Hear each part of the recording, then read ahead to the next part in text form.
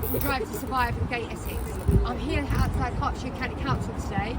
We've been working for the last 9 months, sending them Freedom of Information Acts. We've had an independent fire report done with the Traveller's Times last January on 2 sites. So there's 11 and a transit site in Hertfordshire. There's 200 families. Many of those pitches are doubled up, tripled up some of them. They're all fire hazards. Now there is an assumption at government level, if you're on a caravan site, you would keep the chalets a certain distance apart, there'd be certain electric cables and things like that.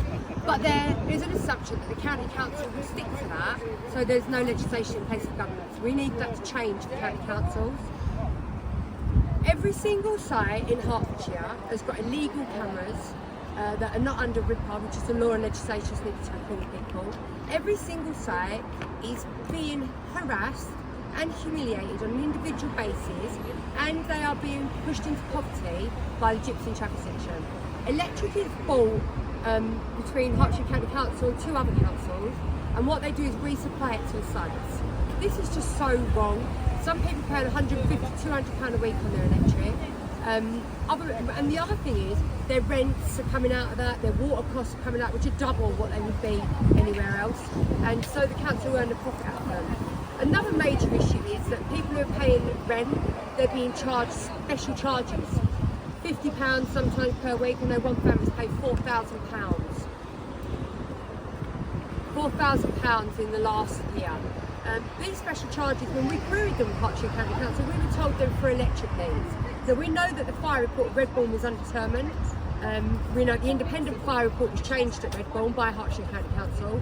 Hertfordshire County Council refused this demonstration today. They wanted us only to have 10 people on the site and to hide it behind a bush. So no, we're out here on the main road because we're not just protesting about the Gypsy Travel section. It does need to go.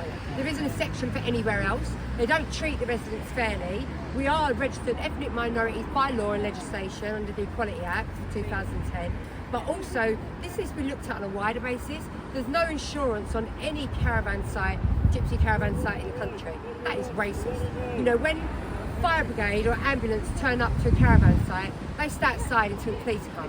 Meals on Wheels, school buses, nothing goes on caravan sites because there's this racism about gypsy travellers, and it's not true. It's not true. You know, there's some good people, many good families out of those 200 that are on those sites. But this isn't just Hertfordshire. We'd like to start with Hertfordshire and move on.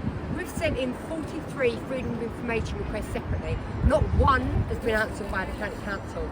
These are about lies, breaks of human rights legislation, bullying residents, threatening residents with social services on their children, enforcing them to have vaccinations on their children. It's absolutely... Get a few of them, go put them along the fence. It's absolutely traumatising people, and it's pushing them even worse into an unhealthy state, which it isn't a nice place to live on a site. I mean, you've got pictures, I've got pictures, people sending me of vermin, rats, weeds this high. I mean, Redbourne, for example, the weeds were sprayed the day before the fire. The weeds were, it was 35 degrees, the weeds were absolutely tinder hot. Are you putting them up? Putting them up.